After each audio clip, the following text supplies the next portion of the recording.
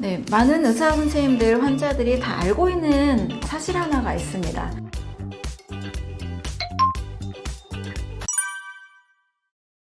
CT나 우리가 방사선 치료를 통해서 암을 진단을 받기도 하고, 또 어떤 다른 질병이 있을 때 좀 잘 모를 때 보통 CT 촬영을 좀 쉽게 접근하는 편인데요. 이 박사에 의하면 이온화 방사선이 몸에 이제 활성산소를 많이 유발하고 또 세포의 DNA를 공격함으로써 돌연변이를 만들 수 있다라는 이야기를 하고 있습니다.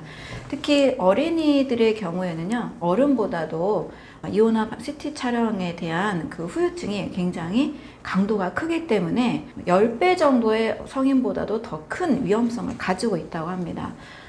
특히 백혈병이나 어떤 고형암의 경우에 방사선에 쏘인 후에 나타나는 그 잠복기가 백혈병의 경우는 약 2년 후에 나타나게 되고, 그리고 고형암의 경우에는 5년 후에 잠복기 이후에 나타나게 되기 때문에 방사선이 가지고 있는 문제점이 분명히 있기 때문에 이것을 좀 최소화해야 된다라는 이야기를 하죠. 물론 꼭 필요한 경우, 진단을 받아야 될 경우에는 반드시 받아야 되겠지만 조금만 이상해도 원인을 알 수 없으니 무조건 CT를 찍자라는 이것보다는 좀 CT나 방사선을 촬영하는 이 확률들을 좀 낮춰가는 방향을 이야기를 하고 있습니다. 어차피 이 방사선도 암세포를 만들 수 있고 세포의 DNA를 변형시킬 수 있는 요소가 있기 때문에 이런 부분들에 좀 우려를 하고 있는 거죠. 컬럼비아 대학교의 데이빗 브레너 교수는 CT 촬영을 할 때 약 3분의 1 정도, 가령 간단한 복통이나 두통으로 응급실에 왔을 때 굳이 이 치료를 해야 할까라는 좀 불필요한 이 치료가 한 3분의 1 정도나 된다는 이야기를 하고 있습니다.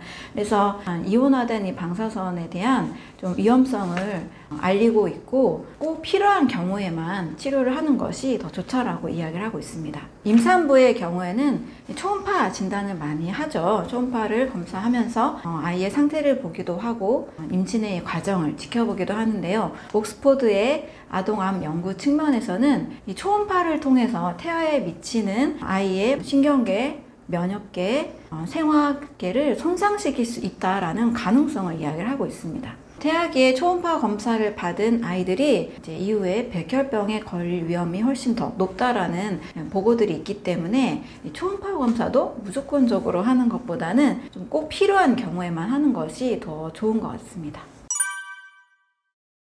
암 환자들이 일상생활 속에서도 사실 전자기기가 요즘 너무 많잖아요. TV며 노트북, 컴퓨터, 또 특히 휴대전화 늘 가지고 있기 때문에 이런 전자기기를 통해서도 나오는 그런 방사선도 조심을 해야 할 필요가 있습니다. 이 방사선을 통해서도 DNA에 미치는 영향이 있고요. 또 이 DNA가 방사선 영향을 받으면서 세포 변성이 일어나는데 HSP라는 열 충격 단백질이 생성이 됩니다. 이 단백질은 우리 몸에 필요 없는 단백질이기 때문에 몸에서 불필요한 것들이 생겨나고 또 이물질, 독소, 노폐물로 몸에 자리하게 되기 때문에 독소를 제거해야만 건강한 몸을 만들 수 있는 암 환자들에게는 특히 더 조심을 해야 된다는 거죠.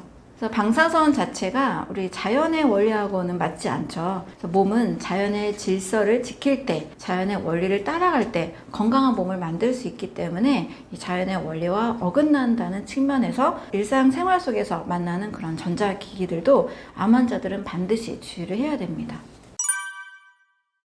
네, 많은 의사 선생님들, 환자들이 다 알고 있는 사실 하나가 있습니다. 긍정적인 사고, 병에 대한 희망을 갖는 것. 내가 반드시 나을 수 있다라는 이 사고인데요. 많은 사람들이 플라세보 효과를 들어보셨을 거예요. 가짜 약을 주고도 병이 낫는다 라고 믿으면 실제 병이 낫는 증상들을 실험을 했을 때 그 플라시보 효과가 70%에서 80%가 넘는 것으로 알려져 있습니다. 그런데 이 플라세보 효과를 사실 다 알고 있음에도 불구하고 우리 의사 선생님들이 병원이나 환자들을 만날 때 사실 많이 강조를 안 하는 게 약간 좀 슬픈 현실인 것 같아요. 근데 과학계에서는 플라세보 효과를 증명한 사례가 사실 너무나 많습니다. 옥스퍼드 대학교, 캠브리지 대학교에서도 이 플라세보 플라세보 효과가 주는 효과에 대해서 이렇게 비교를 하는데요. 수술이나 약물을 통한 치료보다 훨씬 더 높다라고 이야기를 하고 있습니다. 반면에 이 노시보 효과라는 것도 있는데요. 실제 아픈 사람에게 진통제를 주고 있으면서 이것은 진통제가 아닙니다. 치료가 안 됩니다. 라고 이야기를 하면 환자들이 어떨까요? 바로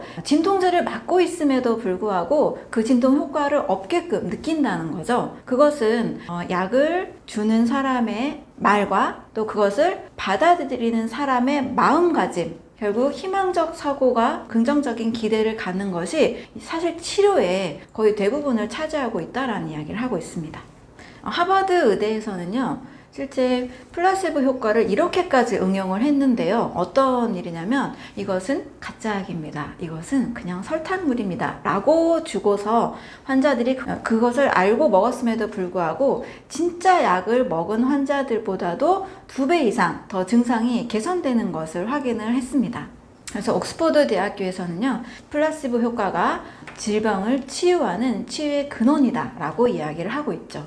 질병을 치료하는 데 있어서 이 플라세보 효과가 치유의 근원이라고 이야기한 옥스퍼드 대학교의 이야기처럼 환자가 가장 중요한 것은요, 정말 내가 나을 수 있다라는 정신, 이것이 내 몸에 신체에 영향을 미친다는 사실, 또 우리의 또 영혼까지 정신과 신체와 영혼이 연결된다는 사실을 아는 것이 제일 중요합니다. 정말 많은 이 연구 결과들 중에서도 아무 약이 아닌 이 식염수를 통해서도 환자의 질병이 통증이 개선되는 사례들이 너무나 많기 때문에 암에 걸렸을 때, 굉장히 어려운 질병에 걸렸을 때 가장 중요한 것은 내 몸에 직접적으로 가하는 약물이나 수술보다도 이 병을 나는 충분히 나을 수 있다라는 긍정적인 마음가짐, 희망의 자세, 이것이 정말 중요하고요. 또 의사 선생님들 또한 사람의 몸은 너무나 변화무쌍한 마음과 영혼의 지배를 받고 있는, 연결이 되어 있는 존재이기 때문에 사형 선고하듯이 3개월 남았습니다, 6개월 남았습니다, 이런 발언들은 사실 환자의 건강 상태에 미치고 있는 영혼과도 연결이 되기 때문에 굉장히 좀 조심스럽게 할 필요가 있다고 생각을 합니다.